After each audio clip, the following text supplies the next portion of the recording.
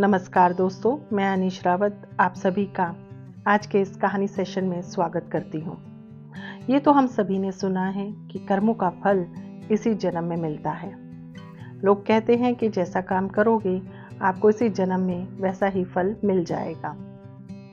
कर्म आपका पीछा कभी नहीं छोड़ते और इसी से जुड़ी कहानी मैं आज आपको सुनाऊंगी। ये कहानी बड़ी मज़ेदार है, लेकिन इसमें जीवन का सबक भी छिपा है। तो चलिए फिर बिना देर किए शुरू करते हैं आज की कहानी।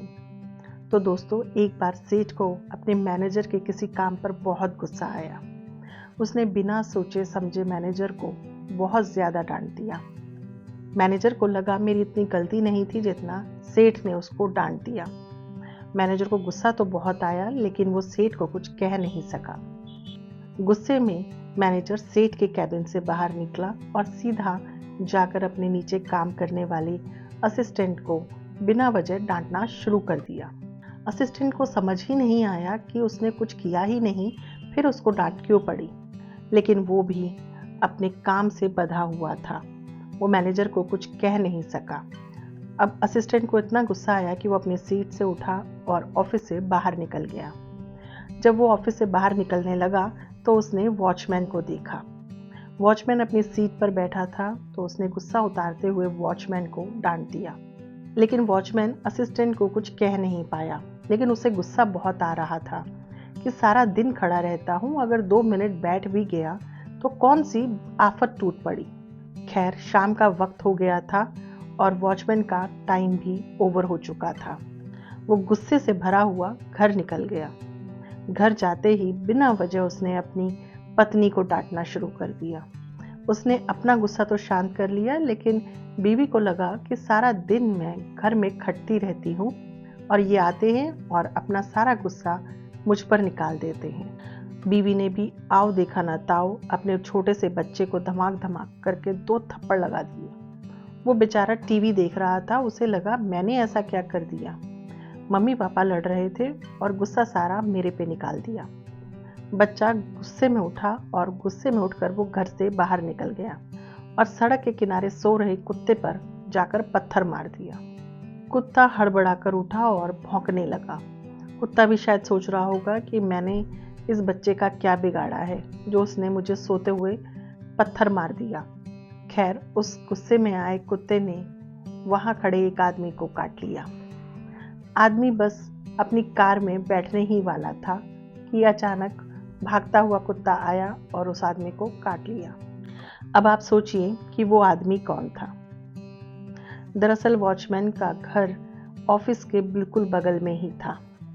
वो आदमी कोई और नहीं, सेठ था, जिसने मैनेजर को डांटा था और फिर मैनेजर ने असिस्टेंट को और असिस्टेंट ने वॉचमैन ने पत्नी ने बच्चे को और बच्चे ने कुत्ते को और आखिरकार कुत्ते ने उस सेठ को काट लिया।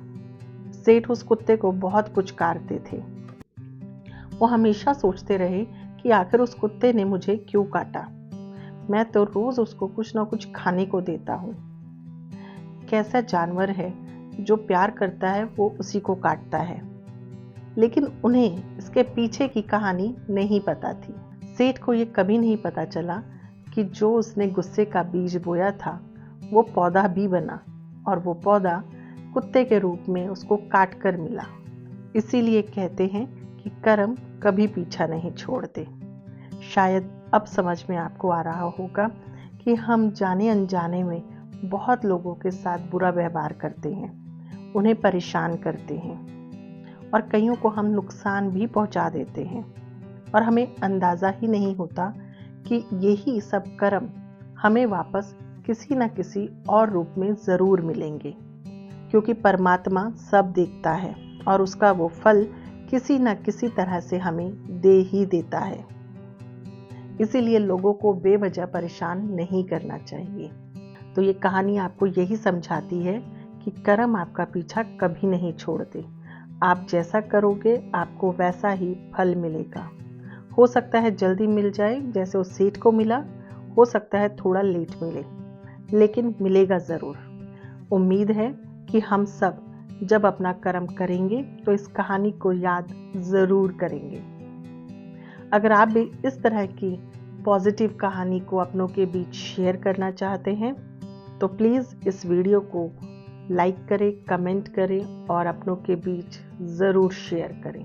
साथ ही ऐसी बेहतरीन कहानियाँ सुनने के लिए चैनल को सब्सक्राइब ज़रूर करें। खुश रहिए, सेहतमंद रहिए। मन और दिमाग को शांत करने के लिए रोज़ाना योगा और मेडिटेशन ज़रूर करें। Thank you.